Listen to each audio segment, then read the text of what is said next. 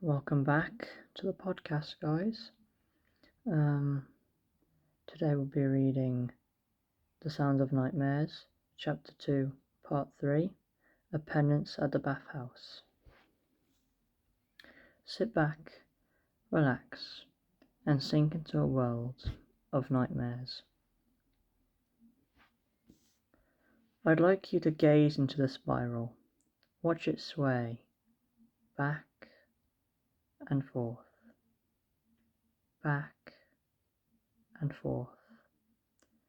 Fall into the endless turning of the pattern within, and as you drift away, drift back into dreaming, and drift into a world coming clearer. Yes, I see. Then tell me of the Candleman. The Candleman stood before me on the rooftop. He wore a long, filthy jacket. His presence, he reminded me of when the tide goes out, and his face, it moved beneath his hat like soup, bits and pieces rising and sinking.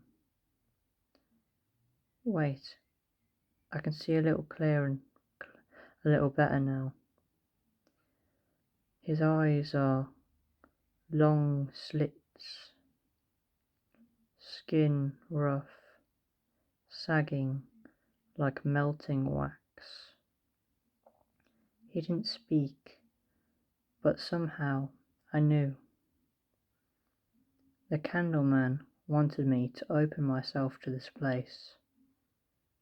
Yes, he has for a while now. Every night. Every night? Oh, I can see it all. He's been with me this whole time, watching, observing, waiting. What does he want? I don't know. Someone shouting. I turn to look. I'd like to keep talking about the no. When I turned back, the Candleman was gone. I rushed to the ladder, but at the bottom stood a walk-covered brute with filthy arms. He must have broken away from the boardwalk. Something hung in his hand, flapping like a fish. He headed to the bathhouse, and something told me to follow. As I climbed down the ladder, I passed by an open shop window and poked my head inside.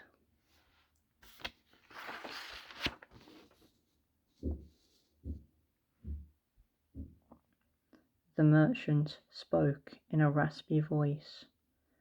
What's your pleasure?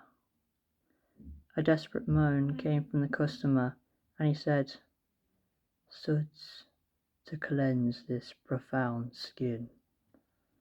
And then the merchant lifted a bottle of pink liquid and said, This'll ease your pain. At the bottom of the ladder, Keen wasn't there, so I set off, making my way through the overgrowth that had eaten up the land around the bathhouse, until I reached some vines crawling up a fogged window. I was in some kind of store closet.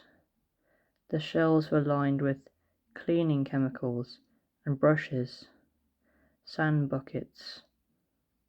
The stink of bleach stung my eyes, so I rushed to the door. A room with shallow pools and the same polluted taste in the air as the stream by our apartment. The water parasite preoccupy. Something lives on, even after the cure, pinching my skin, pulling my organs. My head's like cracked pavement, and my scalp is so itchy. Itchy, itchy, enough scratching. Otto removes the apparatus. Noon, listen. There's nothing on you. Nothing. Nothing inside either. It's only you and me, and nothing else. Otto claps his hands twice. It's all right. You're back. Safe and sound, as promised. Did it work? Were details glued back together? Some, though many pieces are still missing, and this continual mention of headaches concerns me. I'll look into possible causes and see what can be done. For now, the bathhouse. You're inside, right? Yes, and steam hung in the air, making it hard to see anything but shapes.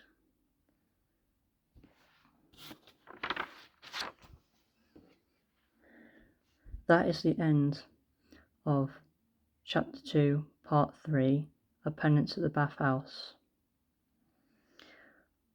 I hope to make a new part soon, and I hope you enjoyed this one.